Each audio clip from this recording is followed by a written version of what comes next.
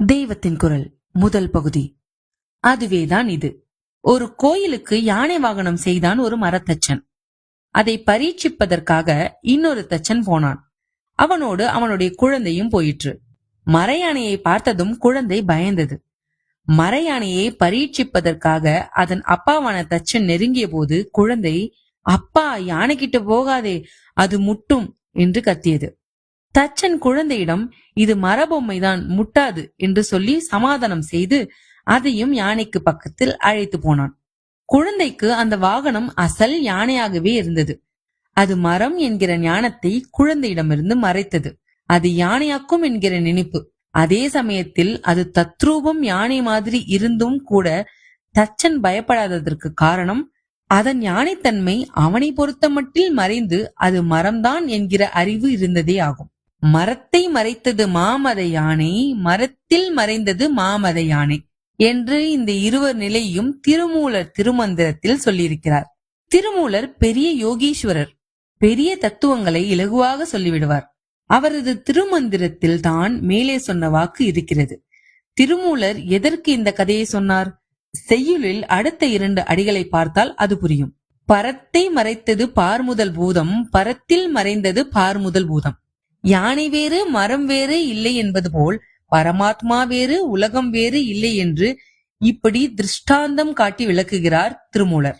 பரமாத்மா என்கிற மரத்தினாலேயே ஆனதுதான் இந்த பார் முதலிய பிரபஞ்சம் என்கிற பொம்மை. குழந்தைக்கு பொம்மையில் மரம் தெரியாதது போல் நமக்கு உலகத்தில் பரம் தெரிவதில்லை. நம் பார்வையில் பார் முதலான பஞ்சபூதங்கள் பரத்தை மறைத்துவிட்டன.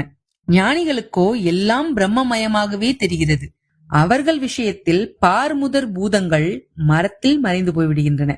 அது சரி, இந்த கதையெல்லாம் என்னத்துக்கு என்று கேட்கலாம். நமக்கு வேண்டியது லோகத்தில் வசதியான வாழ்க்கை. அதற்கு தேவை பணம், காசுதான். பரத்தை பற்றியும் பாறை பற்றியும் நமக்கென்ன கவலை என்று கேட்கலாம். சரி, எல்லோரும் பணக்காரராகி விடுவதாகவே வைத்துக் கொள்வோம். நிம்மதியாக, சாந்தமாக, நிர்பயமாக இருக்க அது உதவுமா? பணக்காரர்கள் நிறைந்த தேசங்களை பாருங்கள். அங்கே எத்தனை சச்சரவு, நிம்மதியின்மை. எல்லோருக்கும் நிறைய பணம் வந்துவிட்டாலும் ஒவ்வொருவனுக்கும் மற்றவனை விட அதிகம் இருக்க வேண்டும் என்கிற ஆசையும் அதனால் போட்டியும் சச்சரவும் இருந்து கொண்டேதான் இருக்கும். நமக்கு வேண்டிய சௌகரியம் இருந்தால் மட்டும் போதாது. இன்னொருத்தனை விட அதிகமாக இருக்க வேண்டும் என்ற போட்டி மனப்பான்மையே மனித சுபாவம். எல்லோருக்கும் எல்லா சௌகரியங்களும் சமமாய் கிடைக்கும் என்றால் கூட அது தனக்கே முதலில் கிடைக்க வேண்டும் என்று ஒவ்வொருத்தரும் போட்டி போடுவார்கள். உதாரணமாக ஒரு சின்ன விஷயம். இந்த மடத்திலேயே பாருங்கள். நான் அத்தனை பேருக்கும் தீர்த்தம் தந்துவிட்டு தான் உள்ளே போவேன் என்று எல்லோருக்கும் தெரியும். இருந்தாலும் அமைதியாக வரிசையாக நமக்கு கிடைக்கிற போது கிடைக்கட்டும் என்று இருக்க முடிகிறதா? கிடைத்தால் மட்டும் போதாது, முதலில் கிடைக்க வேண்டும் என்று ஒருவரை ஒருவர் இடித்து கொண்டு விழுந்து வாரி சண்டை போட்டுக் கொண்டுதானே வருகிறீர்கள்.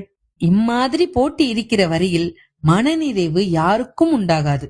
பொருளாதார வசதி மட்டும் உண்டாவதால் இந்த போட்டி குறையாது. போட்டி போக வேண்டுமானால் போட்டி போட இன்னொரு வஸ்துவே இல்லை என்ற ஞானம் வர வேண்டும். அப்போதுதான் சாந்தியோடு நிறைந்து வாழலாம்.